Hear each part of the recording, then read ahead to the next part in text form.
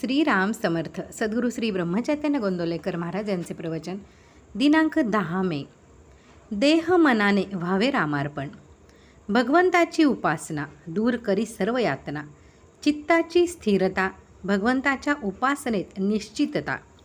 देह जरी जीर्ण फार, तरी वासनेचा जोर अनिवार. हे जाणून चित्ती एक भजावा रघुपती. हृदयी करता भगवंताचे ध्यान, नामाविण उच्चार दुजा न जाण. त्यात व्यवहाराचे जतन, न दुखवावे कोणाचे अंतकरण. असा नेम ज्याच्यापाशी, राम तेथील रहिवाशी. मी रामाचा, रामा तू माझा, हाच अखंड असावा हव्यास. ऐसे द्यावे रामाला, की जे जीव प्यार झाले मला. आता याहून दुजेन सांगणे काही, रामाविण जगू नाही. जे जे होणार ते होतच जाते, ते भगवंताच्या इच्छेने घडते. ऐसे आणणे मना, याचे नाव उपासना. अखंड रामसेवा ज्याला लाभली, धन्य धन्य त्याची माऊली. स्वार्थरहित रामसेवा, याहून लाभ दुजा न जीवा. राम ठेवा मनी, तो ध्यात जावा मानसपूजनी. वाचेने भगवंताचे नाव, कायने भगवंताची सेवा.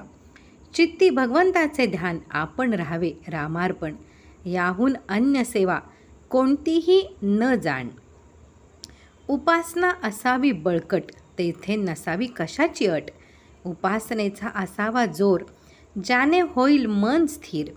आपले जीवन ज्याचे हाती, त्याची नेहमी ठेवावी संगती. जे जे काही मी करावे, त्याला परमात्मा साक्षी हे जाणावे.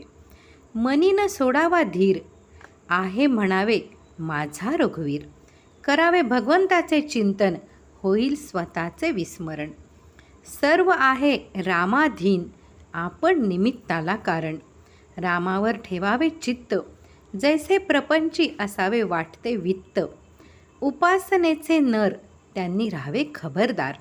आजवर केली भगवंताची उपासना, पुढे त्यात न येऊ द्यावा उणेपणा. सर्वांचे ऐकावे, परी उपासनेपासून दूर न व्हावे. राम माझा देता घेता, राम माझ्या भोवता. रामाविण जगी दुजे, न ठेवावे आणिक परते. एक सद्गुरू आज्ञाप्रमाण, हीच रामसेवा जाण.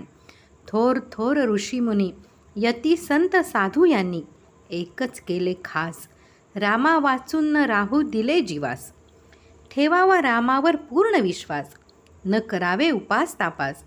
उपासनेत राहावे आपण, हेच रामाचे सानिध्य जाण. स्वार्थरहित सेवा, तीच पावे देवाधिदेवा. जे जे होते काही, ते ते राम करतो पाही. हा एकच विश्वास, समाधानाचा मार्ग सत्य खास.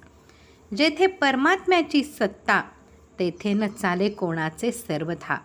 म्हणून परमात्मा ठेवील त्यामध्ये, समाधान राखीत जावे.